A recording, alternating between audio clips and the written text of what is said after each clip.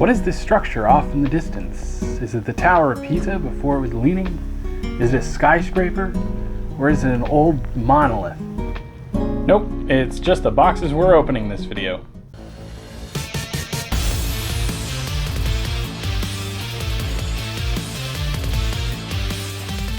There we go. All right. Today is the day, ladies and gentlemen. Welcome to Hyrule Warrior, where I barely know what I'm doing, but I do it anyway because I like it. And that's my mantra for you today. I encourage everyone to make the step into something that you've been waiting to do. There's no time like the present, and you can't fail at something unless you try it first, right? So today I am so stoked to be here. I've been looking forward to this for a while. This is the day that we catch up to the current set in the Flesh and Blood trading card game. I have two goals in mind for today. One, I want to talk about today's topic, which could get a little controversial, maybe, I don't know, maybe not, but we'll see how it goes when we get there. And two, I want to see how well you can do with a box of each set, if you can get anything decent, maybe something to play with, or at least enough to trade up and build something. So I'm kind of interested to see what happens today, and for you to see what, you can take away from it. So let me switch the cameras around and get right into it, because I know this is going to be a little bit of a longer video. I'll do my best to keep things flowing and moving, and I'll probably edit things where I need to, because I know our time is valuable. All right, so I think that's looking good. I had to switch the cameras. I'm sorry, you get the Kmart camera when I'm actually opening the cards, but that is what it is. I can almost guarantee that I'm not going to put this knife away every time, and we're going to have sharp object hazards for about 90% of the video. You know how it is. So, oh man, it feels good to be back. I was away for a bit there throughout the holidays, and I was just thinking like, oh man, I got that one big video I want to do when I get back, and here we are. So let's just get right into it. So welcome to Wrath. Welcome to Wrath has treated us nice, especially on the packs where I just randomly bought, a couple packs here and there. So I'm just hoping that luck continues, and we do get some good things. The stack management here is going to be tricky with all these boxes. I guess I'll probably just pause in between and move stuff around. But yeah, I mean, it's welcome to Wrath. You know what's in it, and we know it's good. It's been around for a while, and not too much to say other than it's a great set.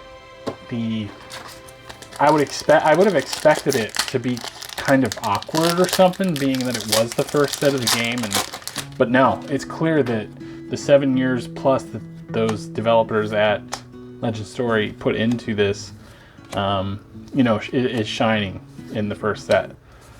So.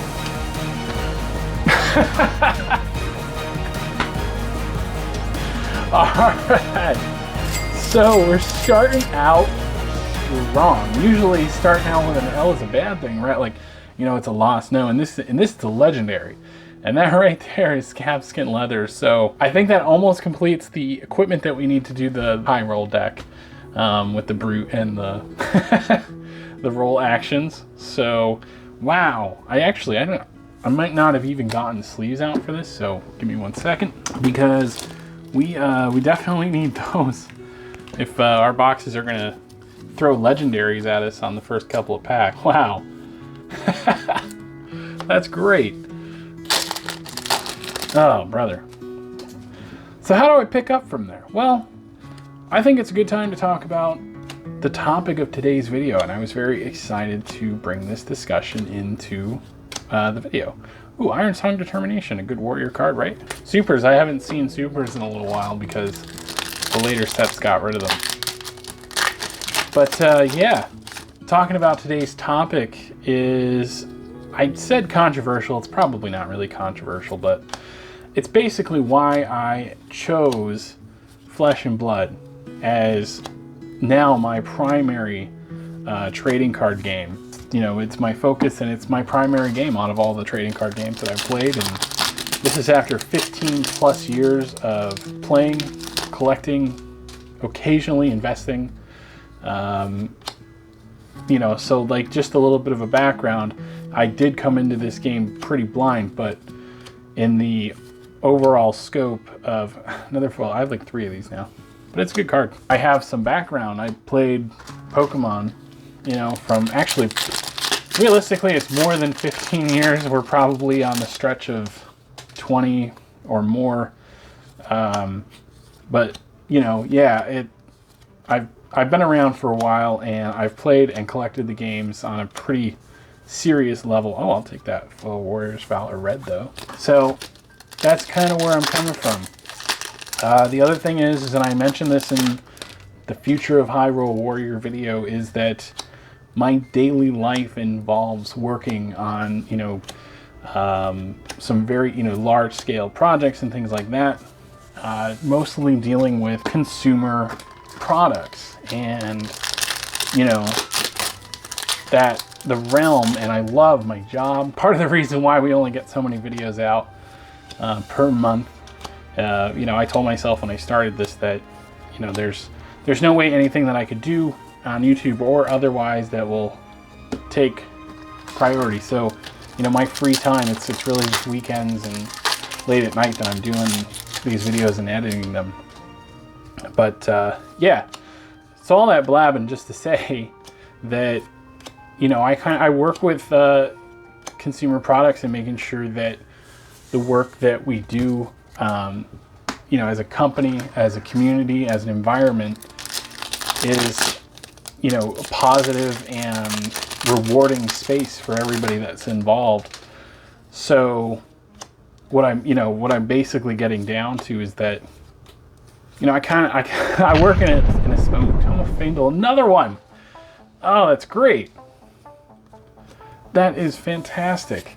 What was I saying? Yeah, I do work in a space where, you know, hey, yeah, I kind of know what works and what doesn't, as far as, you know, businesses and companies putting out good stuff, and then the, you know, the reaction from the communities that are involved with that. So, oh, Spinal Crush. Oh yeah, that's great. Ah man, I'm like hitting a lot of stuff. Ooh, is that's supposed to happen? I had a Majestic before the rare. What's going on here? I don't know how I started talking about my career and all that other stuff. I'm basically saying, and you know, I'm gonna give a little preface to this video and its topic. Number one, these are my opinions. You know what I'm saying? I try to be as objective as possible. Ooh, that's nice. I don't know if I have that one foil yet. You know, I try to be as objective as possible, but my favorable reviews or unfavorable reviews come, you know, with personal experience and, you know, a ton of research that goes along with trying to form a, you know, a decent opinion on something. But, you know, nonetheless, it's my experience, and every person is different, you know. So things that I like or dislike may be not the case for you. And, you know, that's the beauty of our hobbies, that's totally allowed. What I really want to make sure is that I don't fanboy or complain to complain. And it's funny, I came across this writing a storyboard for a future series of videos about reviewing like the Zelda games, the Legend of Zelda series.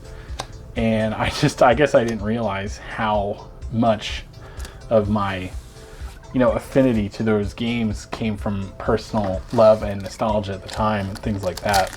So what I'm really saying is, you know, don't take things too personally, and before you get like all triggered about something that I had to say. Sit down. You just want to get me riled up, and I get riled up. You know what riles me up? Stupidity. I mean, you know, talk about it. This is an open forum and a positive environment. So, you know, that is what it is. Lord of Wind, we're in here. I think I have 5 of those now because I bought some to play a constructed Katsu deck, but it's all good. I have a lot of passion for these hobbies. I wouldn't be calling things out and stuff like that if I didn't love what it, you know, playing the games and just truly being passionate about our games. If I didn't care, I wouldn't say anything, you know. Then you know, additionally, all the companies that work on these trading card games, the big ones, they all are great within their own game.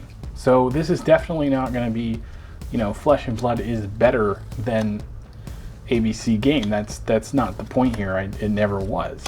But I just wanted to draw attention to a game that deserves a lot of, ooh, whoa, route, that's nice. That deserves some of that spotlight. You know, that's what it comes down to. Oops, sorry, shaking the camera. So all that to say, I've primarily landed on Legend Story Studios' Flesh and Blood trading card game as my primary cardboard game. And a lot of that has to do with its playability. I mean, the game. Now, off camera, I played this game a ton. Sand Sketch Plan, this is super. Ooh, nice. I played this game a ton off camera. I played half a dozen armory events, skirmish here and there, even got to the Pro Quest. And the playability is incredible. The first thing I would say is that what really drew me to this game is that I'm not a huge fan of sort of the luck-based scenarios that come along with some of the other trading card games. For example, in Magic the Gathering, I mean, and I played it forever, but I would struggle here and there playing the game with certain decks and stuff like that, with drawing, you know, lands or non-lands, and I felt like I was battling the deck more often than I was battling my opponent. And I talk like a f***ing land. This shit's 14 of 17. But again, that's not a knock to Magic the Gathering. It's still an incredibly fun game to play, and I will never let go of some of my favorite commander decks and things like that. So a lot of my affinity for the game comes from the fact that there's a lot more, your decisions make a lot more impact in the game than what you draw. I mean, that's just, it's in its own ball game, and that's kind of what I have to say about its playability. So yeah, we're on the second to last pack. This box started out as fire, of course. And also, I mean, I think the only legendary that we're missing at this point is Tectonic Plating. Ooh, Cranial Crush. Jeez, we're getting a lot of the good Guardian hits in this one. Fantastic card. It's actually a couple bucks, I think. But yeah, we're doing fantastic with Welcome to Wrath. Tectonic Plating is the last thing that I need, and to be honest, because I have two tunics, oop, we got the train coming, we gotta pause. Yep, totally forgot what I was saying. I paused the video because the train came by, and you know, you can't, like I said, it's not that close, but you end up not, it shakes the house. It's weird. I don't know how it happens, but it does. So, box one looking amazing with a legendary. I mean, you can't ask for much more than that, and I think we had a couple good, yeah, we had Cranial Crush for the Lord of Wind, we had Spinal Crush, which was fantastic. Oh, and Tome of Faendal. So let's get cleaned up and move on to box number 2. All right, we got to keep it going. You know, that's how it is, because we have 4 boxes. This is box number 2. We're on to Arcane Rising. I ripped up the box. Oh well. Just talking more about Flesh and Blood within the trading card game space. As far as collecting goes, at first I was kind of off-put by the idea of there being like these $100 plus legendary cards. But then as, ooh, Rusted Relic, super rare. As I, you know, thought about, actually it was more or less that I came into the game pretty strong, and I just had this idea like, oh, I need every card. Which I didn't quite have that, but I was just excited to open the game, I guess, to get into it.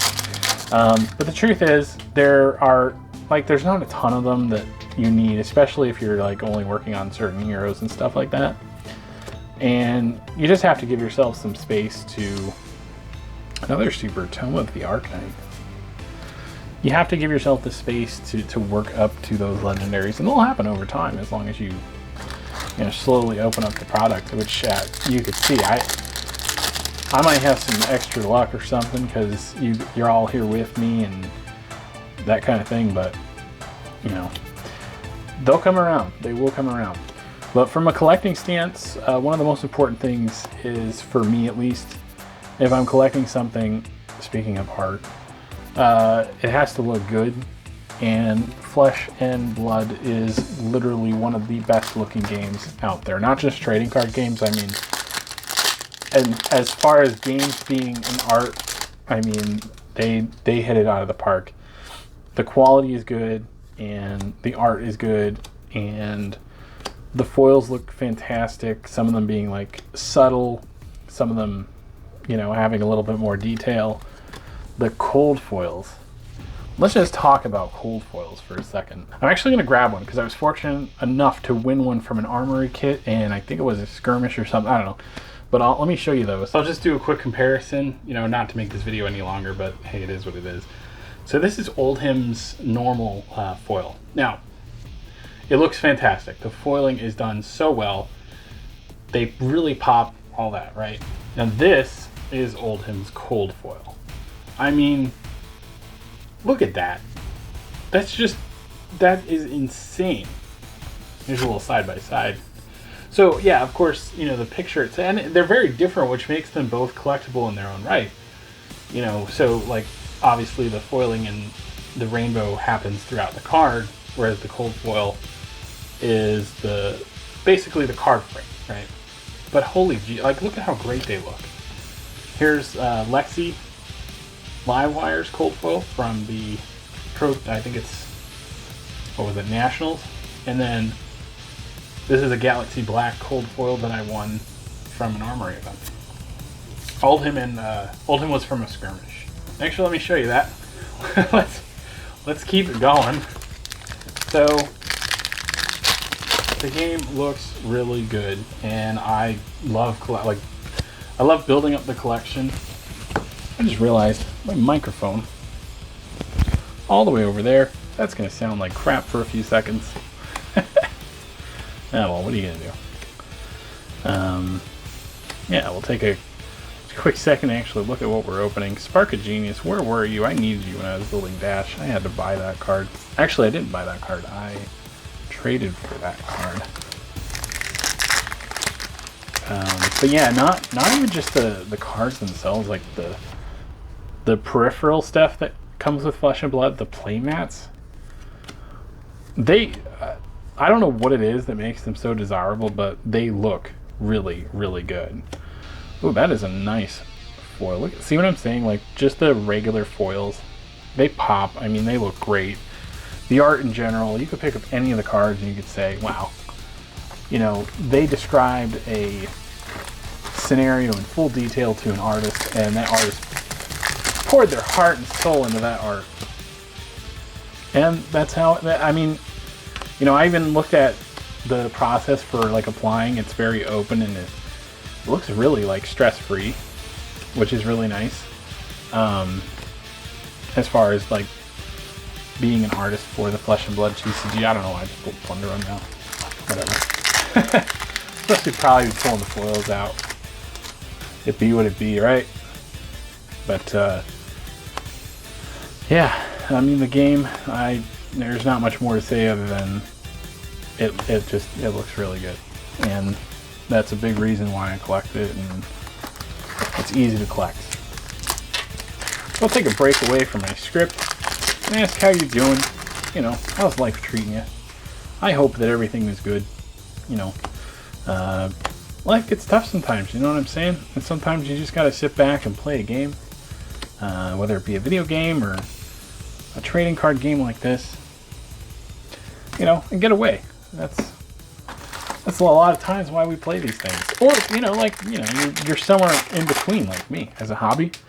I find this is good therapy, man. I mean, that's the honest truth. Playing the game or a lot of the video games that I like, that's my therapy, you know?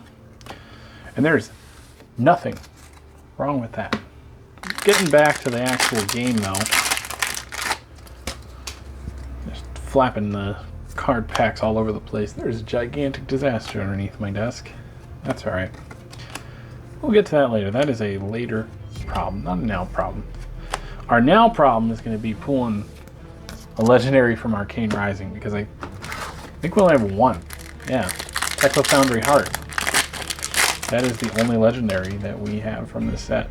So Come on, Arcane Rising. I mean, we're doing 4 boxes here. You wanna amp it up? I'm being greedy because honestly, you know, a case, Life for Life. Yeah, that's a good one. Not a super or a majestic actually. I think I have like 4 Sonic Booms. I don't know why that card loves me so much. But yeah. Anyway, lost my train of thought. That happens every day. I mean, it's not just me opening cards. I do that all the time. Then I have to recollect and meditate a little bit and get back on track. So this is interesting. So like, see how the foiling on some of these can be very, very subtle, and then some of them are just like very vibrant. It's pretty cool. But oh yeah, so I think another benefit that Flesh and Blood has, I mean, especially for anybody like getting into it. I mean, that's not necessarily my case because played Magic and some of the other big games for a long time, but it's new. It's relatively new, so to speak. So it's kind of easy to get like, kind of go head first and say, hey, I want to get stuff from the original set. You can still do that. And you might be limited to unlimited, but or at least for the first couple of sets. But you can absolutely go back and play some of the earlier heroes. I'm really interested to see how they will kind of keep the original heroes alive if they're putting stuff out of print, like the unlimited stuff going out of print. Oh, I just had to fix the camera quick. I was saying though, I will be interested to see what the plans are to keep the original heroes alive and in the game. You know, but you know, I got faith. They have made a lot of really good decisions, and you know, and that's another thing, man. I mean, I'm not the only one here talking about Flesh and Blood. You know, you got some big players up in here, and you know, Rudy from Alpha Investments. I mean, he knows it. He knows it's a good game, and Rudy does like a really, really in-depth research, I guess you could say, into the things that he invests. I mean, he has to. I mean, the dude's like not loaded, but he puts big money into card games. And he pays a lot of attention to the design studio and the developers, stuff like that. So, man, if you thought this was a game that's just going to come and go, I think you're in for a big surprise because it's going to be around. I think one of the biggest things that Flesh and Blood suffers from, as far as people getting into it, is that it brings change. Although it's a great change, there are a lot of gamers out there who are very complacent. Ooh, that's nice. Foil Super. Oh, and Endless Arrow, I think that's played a bit, at least for the Rangers. You know, yeah, there's gamers out there who are just, you know, complacent with their own games. There's nothing wrong with that. But you know, the honest truth is that, like, I've delved through a bunch of different games, and I've been very happy with that choice because, you know, I've had the experience to play certain things and find better things that I like here and there. Red in the Ledgers are majestic. In fact, the first store that I went to when I moved to the area, the owner said that they had the demo decks. I guess it would probably have been Ira for Flesh and Blood, and he like went around and introduced it to some of the Magic players, and it seemed like they just couldn't be bothered. But ma'am, what's your Leave me the f*** alone! I need it! I got more. Get the f*** away from me! What are you doing? You're blocking traffic. Don't get anywhere near me! How about this? Stop! Stop! So it never took off there. He never did anything with it, you know, because I was trying to find places to play. But then I went to the store that I go to now, which I absolutely love, and I will find out if I can get permission to use their name next time I go there. And he said, oh man, I really thought that was gonna... It's nice, but I really thought it was something else. I'm getting greedy. Alright, can we talk about the fact that I have, like, apparently no fine motor skills when I record these? Mind you, I do welding and stuff like that.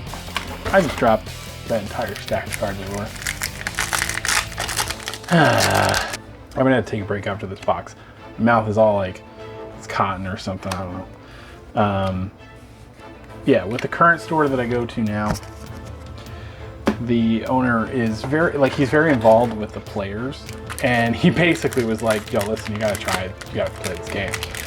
And they did, and it took off, and they got a huge player base, and that's just it. So what I'm saying is, go out there and give it a try. And if you came to this video kind of like on the edge, oh, you're looking for something new, so you figured, oh, let's look at Flesh and Blood, man, take the leap. Buy a blitz deck, play it, try it out. If you don't like it, then you don't like good games, I guess. It is what it is. But I'm just messing with you. Yeah, so we'll keep going to the next box. All right, so we are on to box number 3. This is Crucible of War. I feel like I'm in the Crucible of War here today. I got a lot of story to tell, and this is my biggest video yet. This is like this is where all the potatoes are. No, that's wrong. This is where all the meat is. The other stuff, that was the potatoes. Crucible of War, I can't, what is, get in there. All right, oh my God. All right, that's how that box is gonna be. All right, have a nice day. Crucible of War,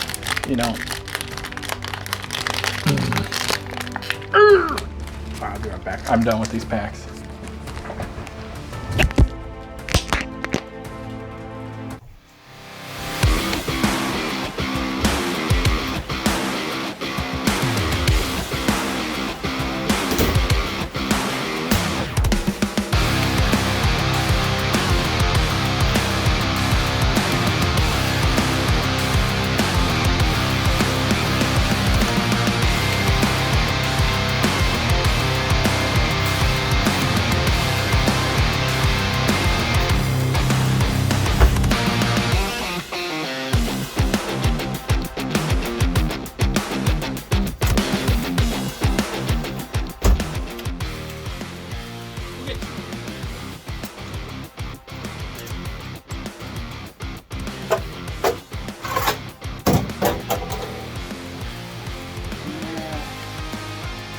Maybe another time.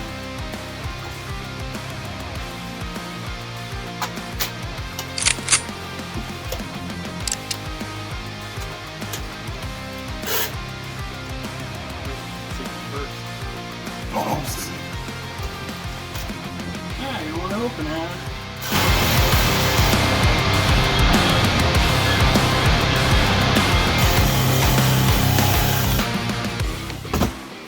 Well, that should do it.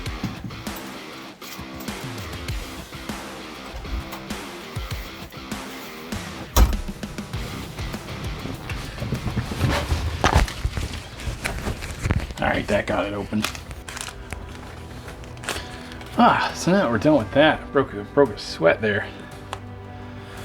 I forgot what I was saying, in the midst of all that chaos. Oh yeah, I remember. We didn't get any legendaries out of Crucible of War yet. So I think that we should get a legendary. I think it's only fair. Don't you? Now you're probably sitting over there like, man, you got all these lucky card draws. I don't want you to get.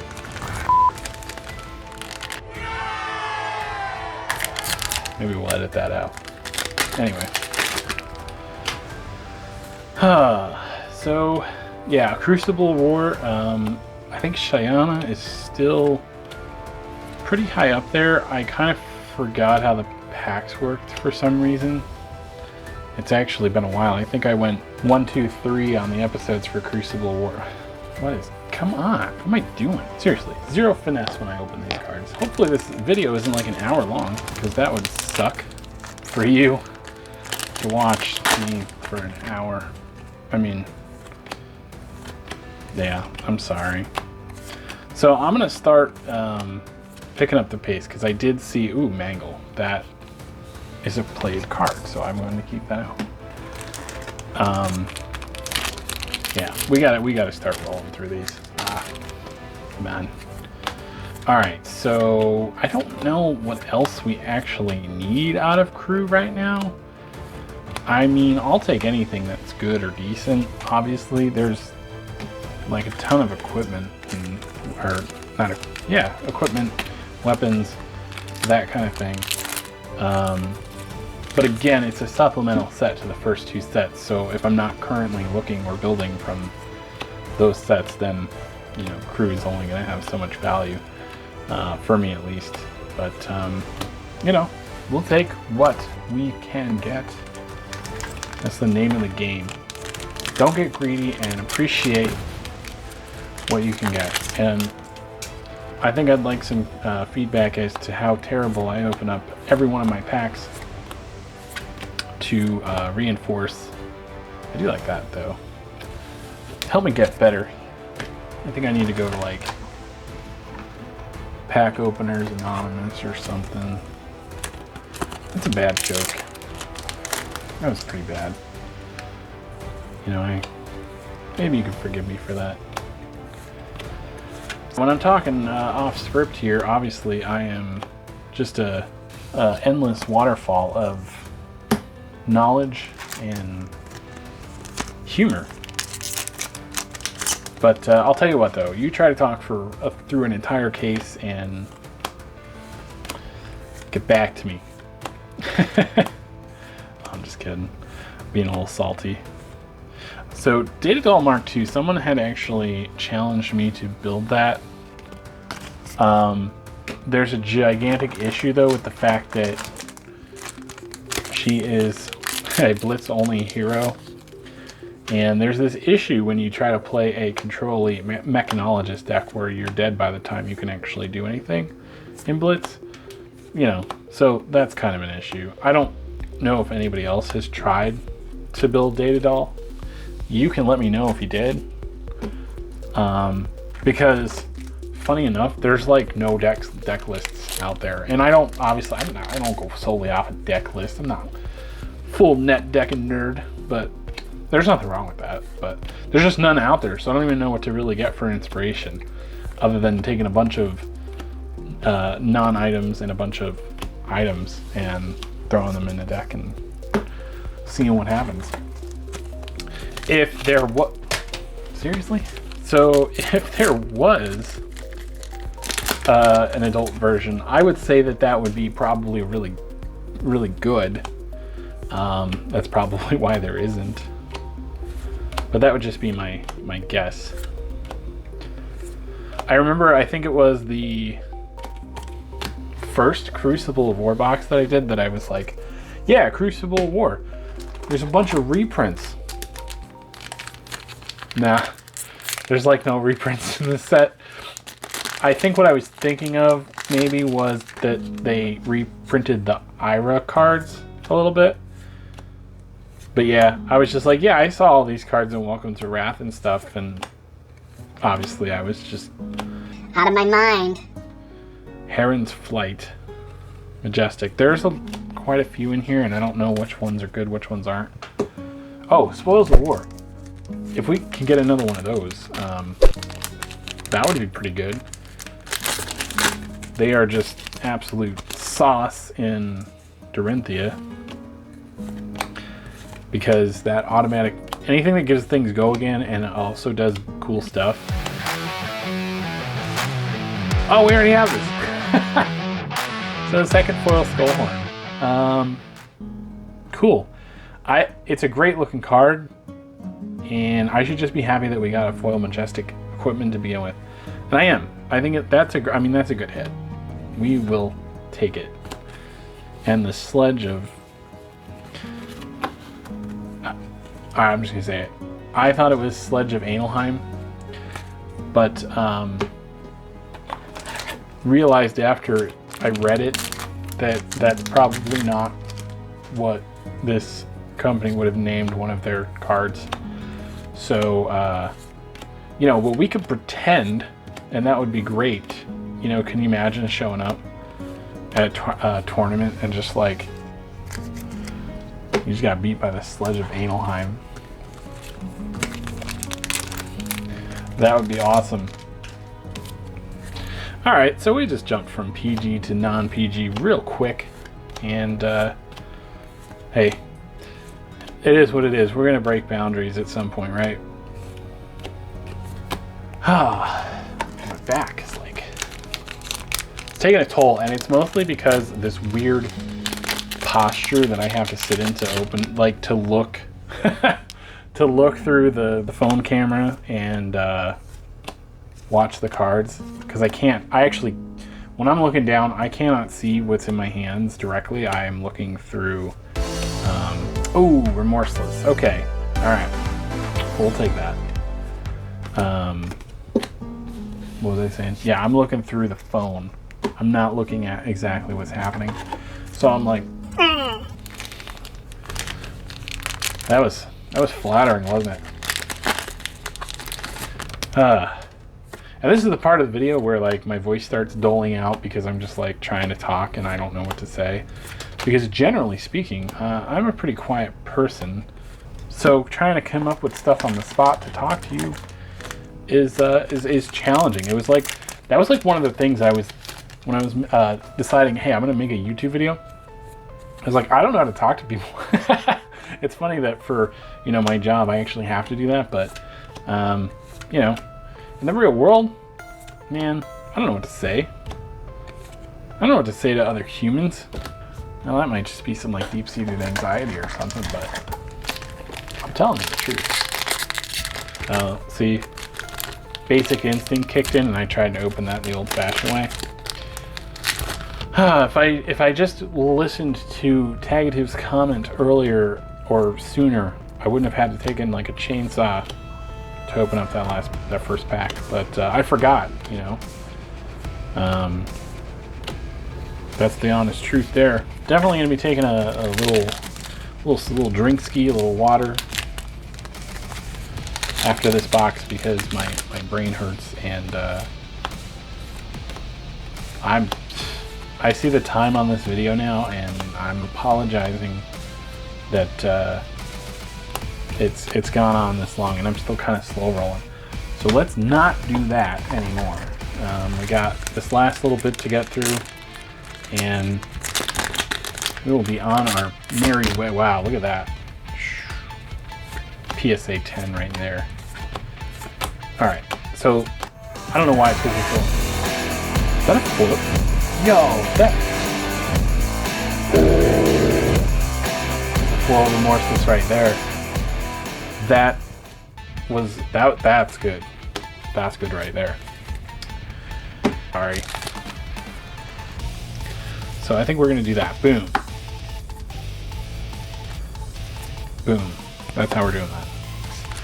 I had this slight idea that I might just say the heck with it and get right into Tales on this opening, but no,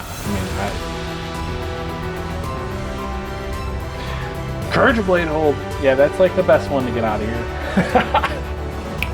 Let's go. That's how we roll. That is how we roll. So actually, this was a really good box. I'm sad that as we've gone through a case of crew that we didn't hit any of the legendaries, but there's also two. So the pull rate on them might be a little lower because there's only two of them. But let's just, for old time's sake, slow roll the end of this and pray for the best. Oh, well, we got that. And Majestic Poison the Tips. Got quite a few Majestics, so very happy with that. Overall, very good box because a Remorseless and then a foil Remorseless and then a Courage of Blade Hold. That definitely, I think, at the very least, it definitely broke even and it might have doubled the value of that box. So, awesome. All right, I gotta take a break. Yeah, I called it. Definitely almost stabbed my arm with my blade. Per usual. I can't really pay attention to too many things at the same time. And, you know, that's why some of these unboxings are pretty difficult for me. But, hey, guess what? Box number 4, Monarch is here. Let's go. Let's roll into this one. Let's just get it over. Let's get take the tracks out and everything. Let's go. Like, yeah, right? Warrior style. I don't mess around with no boxes or anything like that. So, I think I'm gonna we'll quit the free talk here, and I'm going to get right back into the wrapping up the video and just saying one of my truly favorite things about Flesh and Blood. Oh, look at that, majestic. Right off the bat. Number one, the art. No. My truly favorite thing, if I could sum it down, is to how every deck and every hero feels like, you know, different combat, like the combat style that you would imagine of those particular hero styles. Yeah, and that's just absolutely amazing. You know, for a couple examples, the ninja just feels like you're pulling off tricky martial combos using speed and agility to maneuver and eventually fatigue your opponent down to nothing. You have the warrior, who just feel extremely solid and very dexterous with their trusty weapon, relying on skillful combat and the knowledge to overpower your opponent's guard. And then you have like the wizard, right? They gave up those mundane weapons and they, you know, brandish the power of Arcane and just burning down their opponent using the Soul Shield, very good. And Herald of Rebirth foil is actually a good card.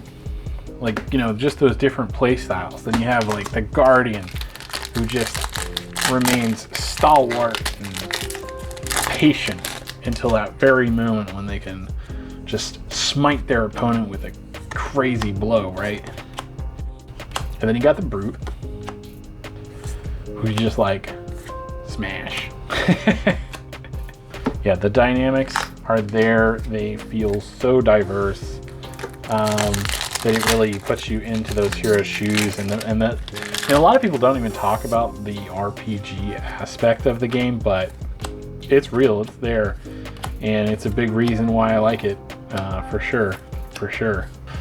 So I, for one, am extremely hopeful and just optimistic that others will see the playability of this game and what it has to offer, and that it, you know, it's there for the long run, because I will be in the forefront keeping up my collection and playing this game as much as I can, because it is absolutely worth it. Also, just to point out, we're getting ready for a new series of videos. I'm not going to tell you exactly what it is yet, but I'm super excited. It was actually one of my original ideas. In fact, it's my original idea for videos mixed with this game, so I'm not going to spoil it. Sonata Arcanix. Yeah, that's how that's pronounced, right? Along with a nice foil stubby hammers. Can't go wrong there. Yeah, I'm not going to spoil as to what exactly is coming, but I will say that it involves two of my favorite things. One being Flesh and Blood trading card game, and then the other being video games, which I'm sure that you might have guessed. But I'm super excited about that. I'm actually nerding out. I have I have storyboards and just gigantic notebook, essentially, of, you know, writing down the ideas, and I can't wait. I really hope that, you know, I know that primarily, obviously, we've just been doing the box openings, but I'd like to share some of my other passions with everybody, and by kind of, you know, showing you how you could incorporate all of your hobbies into other hobbies is pretty exciting. I can't wait.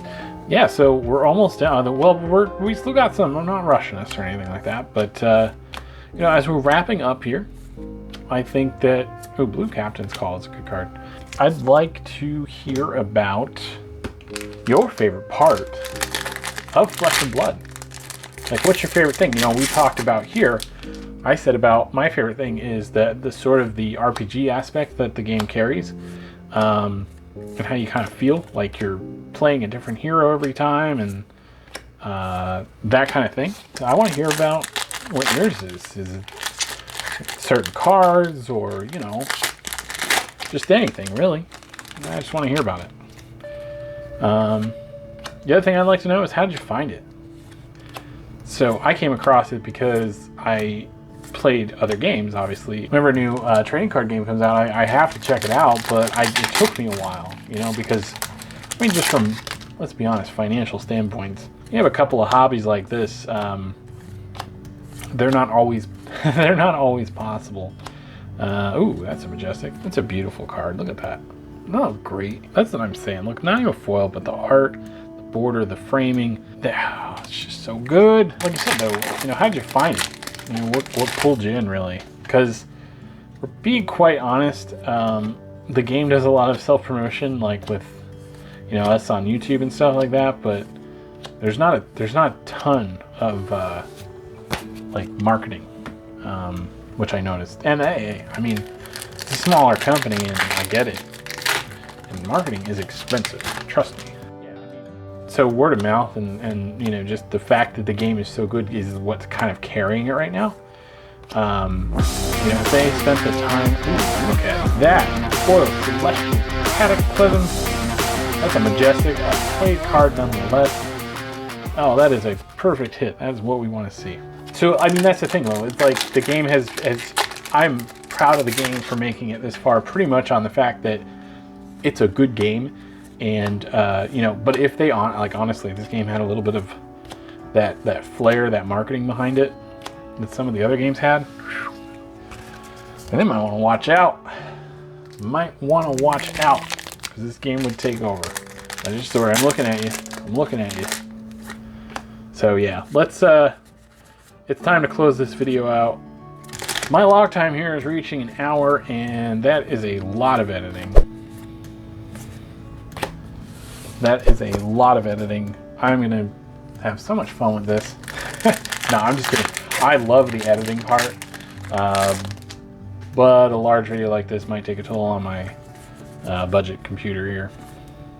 Beacon of Victory, majestic. Who watches my videos for consistency, honestly? Because we know that's not the case. Ooh, I like these foil, what are they, Spectras? Yeah. The foil Spectras look really good. Their art is kind of, I don't really know how to explain it. It's like ancient art. They look like they're like really old, like glyphs or something. Ooh, nice. Yeah, it's pretty late now. Getting tired. We started out with a legendary, and I'll take it, man. Because if the rate is 1 per case, that is a good one to get, and we did good. All right. Oh, mighty warrior gods, bless this pack. But I think what'll happen is you'll start seeing a little split on the channel. So we're gonna have, I would say, more consistent videos. That other series is gonna start coming in, and then of course we'll do. I promise Tales of Aria is coming. I mean, we have to. We've made it this far. Can we do it? That's common. All right. Well, I'm not going to keep you any longer. I had a ton of fun with that video. I'm glad that you were able to join me. I hope that you had fun too, and I hope that you maybe got something out of it. I don't know. Maybe there's something in there, right? Light at the end of the tunnel. It's been fun hanging out with y'all. I will catch you on the next video, and remember,